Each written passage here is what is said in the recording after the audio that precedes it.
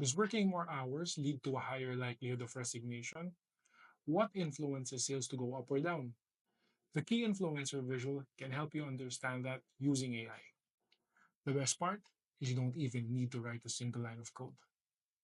All you have to do is learn how to interpret the results, and in the next few minutes, I'll teach you guys how to do just that.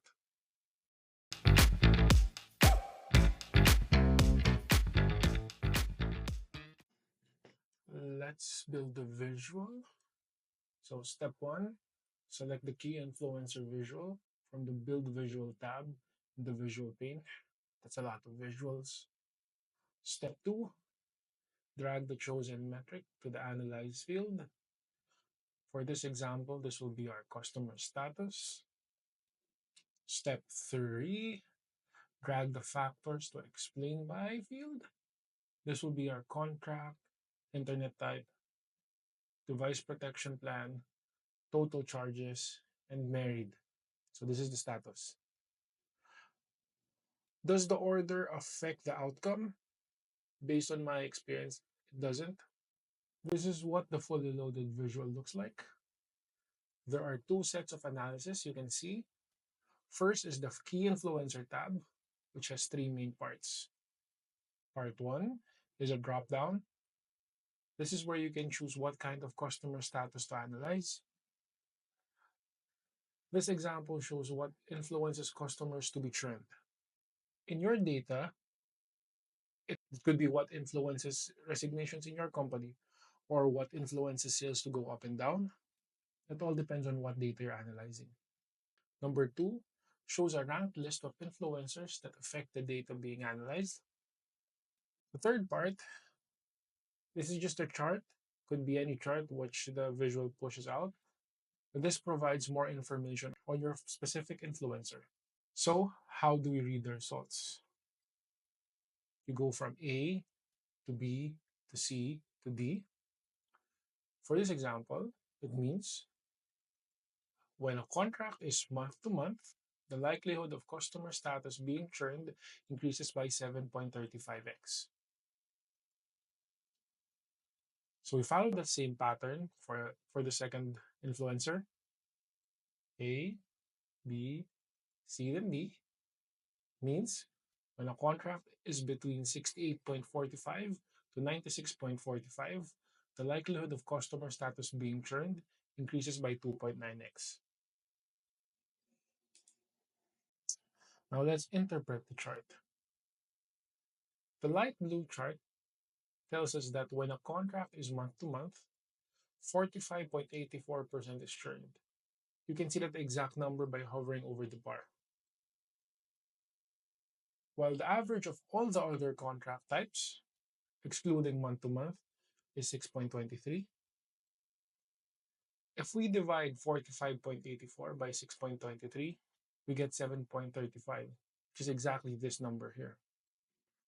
It could be that month to month contracts have a high impact but contain small portion of your data. You can also sort the influencers by the number of data points impacted.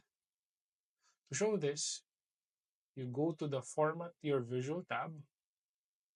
Under the Analysis tab, turn on Counts. You will see a new option at the bottom, this one here, ranked by either impact or count. So if we select count, we can see that even though not being married affects the likelihood of being churned by only 1.68x, it contains the most data points. You will also notice that the influencers now have a ring around them. This shows what proportion of the data they contain. So a full ring means they contain 100% of the data.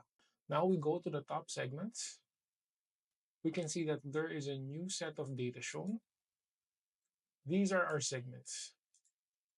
A segment is a set of influencers grouped or clustered together to see how much more it impacts the metric we are analyzing. For example, in your data, you found out that there are four factors influencing resignation: salary, number of hours worked, management style, dress code. A segment combines these influencers to give you more insight. So, combining low salary with high number of work hours might show a higher resignation rate. Now we go to the top segment. In our example, there are four produced.